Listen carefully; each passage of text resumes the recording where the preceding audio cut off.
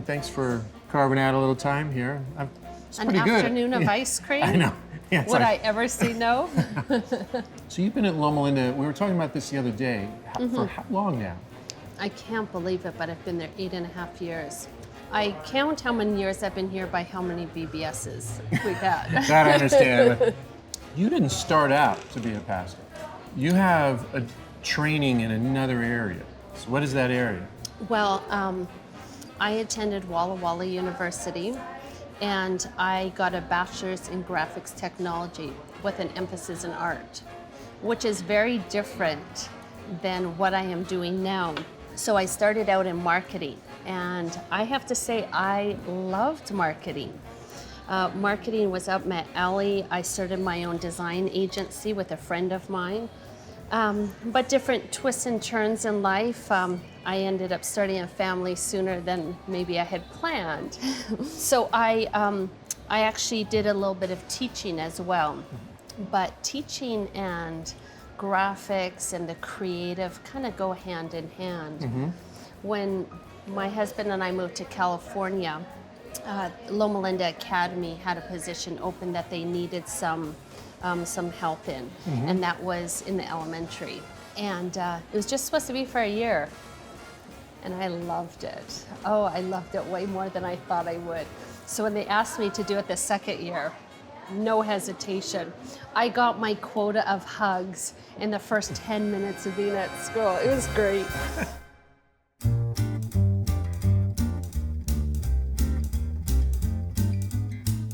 When did you start feeling like, this is something I should commit to, the ministry side of things? With my kids being younger, I was always involved in Sabbath School. Out of the blue, I kind of got a call from Pastor Randy Roberts, and he explained to me that the children's pastor that was presently at the church was going to be leaving very quickly. So I realized the predicament that the church was in. All of a sudden, they needed somebody to kind of oversee the Sabbath school rooms just until a children's pastor could be found. Mm-hmm. So I went home, I prayed about it with my husband, and I took a few days, and I thought, well, I'm already working full time, but this is something I could do, and I had a real desire to do it. So I said yes, and I did up a little flow chart for Pastor Randy of how I thought it could run, only being there for that one. That is you, Shawna. You gave him a flow chart. Why does that not surprise me? Flow chart, and it had colors and different things for the different ages. All mapped out. It was, and I thought, okay, for the next 20 years. If it follows this flow chart, I'll be good. Right. And ministry doesn't follow a flow chart right. quite as neatly as I thought. And as it turned out, the church looked for 9 months for a children's pastor. And I thought my little flow chart was good enough for 1 month. And I just smile now because that's ministry. Mm-hmm. It doesn't fit within a box.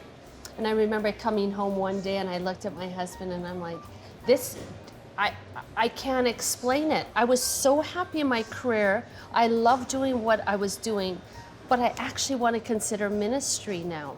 I had already gone to Loma Linda University, enrolled in a class on parenting, and started looking at their ministry degree, their chaplaincy degree.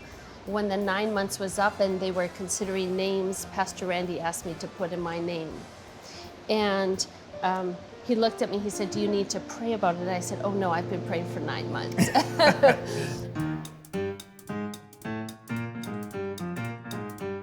I want anyone watching this to know that I wanted to talk to you about this. You didn't ask me to talk about this, and that is you're coming out with a book. Oh.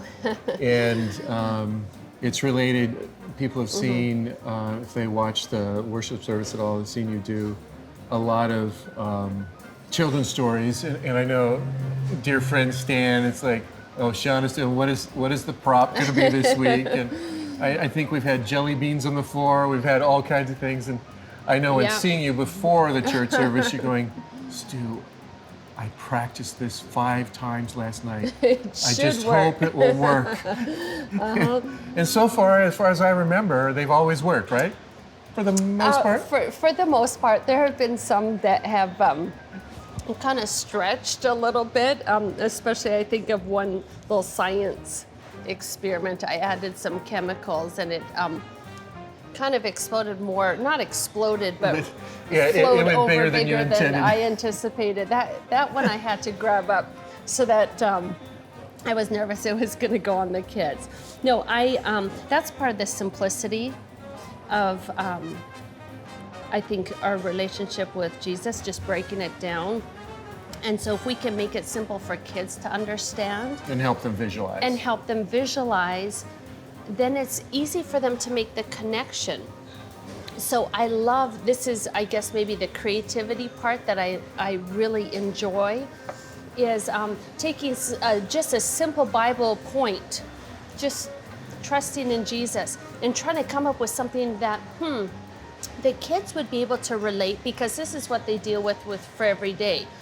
I realize that not all people are creative, and they teach Sabbath School, and you don't have to be creative to teach Sabbath School, but you have to be able to relate to the kids. But the creativity doesn't come easily for them. Or sometimes it's just a time factor. And it's, a lot of and it's a people are working time factor. full-time. That's right. They're so dedicated. And they're scrambling last minute. What am I going to come up with for Sabbath School tomorrow? Well, the creative part comes naturally, very easily for me, which I'm just very grateful for. And so I thought, well, why can't I help people, especially some of my Sabbath School leaders who sometimes just need an illustration the night before as they're preparing the lesson. I thought, well, I've already done children's features. Let me put them in a book, and so others can use them, and then they can use them widely and freely all over.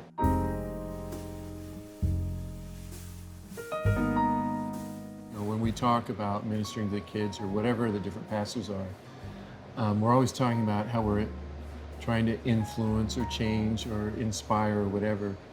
But how has it changed you personally? Well, I feel it's just changed my understanding of God. It's hard to not look at a child and see how simple it is to just follow God. And as adults, we make things a little bit more complicated. And kids just break it down simple. They don't hold anything on their heart. They just give you everything. It's all or nothing. It's like, here I am. This is who I am. And we just, as adults, I think, lose that. And so when you see that transformation on their little heart, especially with events like VBS and different things that we have, where they have an opportunity to connect with Jesus every day for 5 days, but yet it's so much fun and you're doing it with friends.